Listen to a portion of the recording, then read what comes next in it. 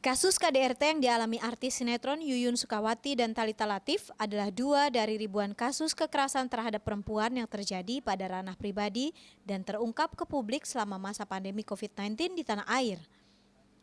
Peristiwa yang menimpa publik figur ini terungkap setelah keduanya berani melaporkan tindakan kekerasan yang dilakukan orang terdekat mereka kepada pihak kepolisian.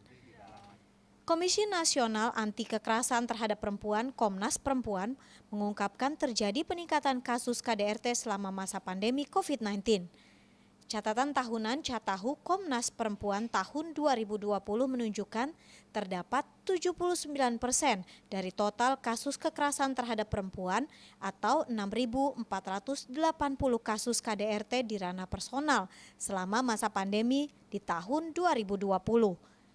Angka ini menunjukkan terjadinya kenaikan kasus KDRT sebesar 4% atau sekitar 1.800 kasus dibandingkan tahun 2019 yang tercatat terjadi sebanyak 11.105 kasus atau 75% dari total kasus yang dilaporkan.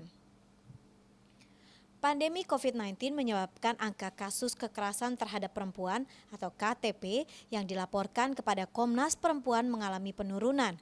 Pada 2018 tercatat 406.178 kasus yang dilaporkan.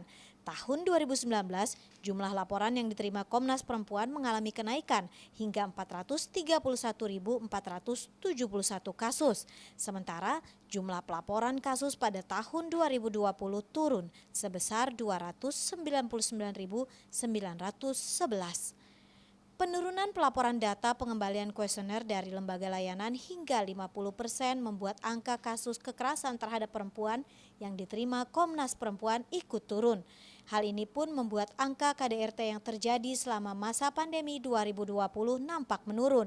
Padahal penurunan yang terjadi lebih merefleksikan kapasitas pendokumentasian dibanding kondisi nyata kekerasan terhadap perempuan di masa pandemi yang cenderung meningkat. Komisioner Komnas Perempuan Siti Aminah Tardi menyebut ketimpangan relasi dalam prinsip patriarki yang ada di tengah masyarakat membuat KDRT rawan terjadi. Sementara penurunan pendapatan dari laki-laki sebagai kepala keluarga sebagai dampak pandemi COVID-19 menjadi pemicu kekerasan terhadap perempuan. Faktor pendorongnya ya atau penyebab ya itu lebih ke nilai-nilai yang tidak setara antara laki-laki dan perempuan atau relasi suami dan istri. Ketika pandemi ini, ketika terjadi kehilangan penghasilan atau berkurangnya penghasilan, itu menjadi trigger karena laki-laki kehilangan kuasanya, kehilangan kepercayaan dirinya atau nilai-nilai maskulinitasnya mengalami krisis seperti itu. Sehingga kemudian terjadilah ketegangan maupun kekerasan. Sejak 10 tahun terakhir, kasus KDRT kerap menjadi sorotan utama karena terus menempati angka tertinggi kekerasan terhadap perempuan yang dilaporkan ke Komnas Perempuan. Perempuan diharapkan bisa mengenali siklus kekerasan dan perilaku yang berpotensi menimbulkan KDRT, serta segera melaporkan tindak pidana tersebut. Ada sejumlah layanan pengaduan bagi korban KDRT yang disediakan lembaga pemerintah atau lembaga swadaya masyarakat. Jadi perilaku KDRT ini kan adalah perilaku yang mewujud ya, jadi yang sudah di atas lah kira-kira. Nah, level-level perilaku di bawahnya yang bisa kelihatan seperti misalnya ada komentar kasar, kemudian menyumpah gitu ya, menyindir, berteriak, membentak gitu ya, atau perilaku yang menunjukkan bahwa dia yang paling benar dan tidak boleh disalahkan sama sekali. Dia mau nikah lagi, Bu. Dalam Undang-Undang Nomor 23 Tahun 2004 tentang penghapusan kekerasan dalam rumah tangga atau Undang-Undang KDRT, dijelaskan bahwa KDRT merupakan perbuatan terhadap seseorang, terutama perempuan, yang berakibat timbulnya kesengsaraan atau penderitaan secara fisik, seksual, psikologis, dan atau penelantaran rumah tangga. Tindakan melawan hukum ini sesuai dengan Undang-Undang KDRT Pasal 44 Ayat 1 bisa mengakibatkan pelaku dihukum pidana penjara paling lama 5 tahun atau denda paling banyak 15 juta rupiah. Kenaikan angka kasus KDRT selama masa pandemi COVID-19 tidak hanya terjadi di Indonesia saja. Sejumlah negara di dunia juga melaporkan kenaikan angka kasus KDRT atau domestic violence.